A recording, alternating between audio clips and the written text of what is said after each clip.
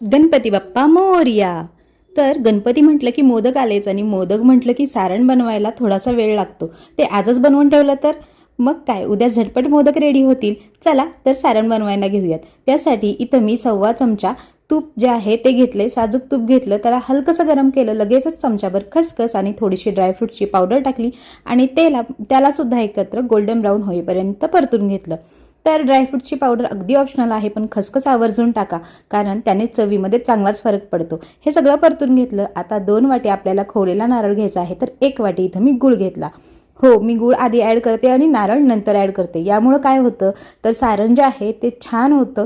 नारळ जो आहे तो जास्त कोरडा होत नाही किंवा पुढं जात नाही. इथं गूळ टाकून घ्यायचा आणि त्याला व्यवस्थित वितळवून घ्यायचं.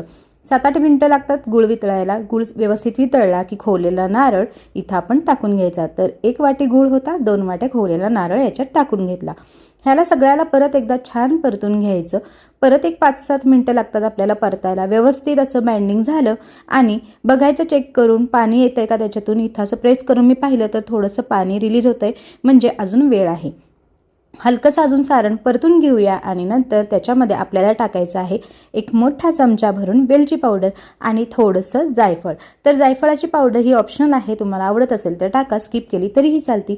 परत एकदा 2-3 मिनिट परतून घेऊया. इथं गॅस बंद आहे आणि थंड झाल्यानंतर एका कंटेनरमध्ये काढून ठेवूया.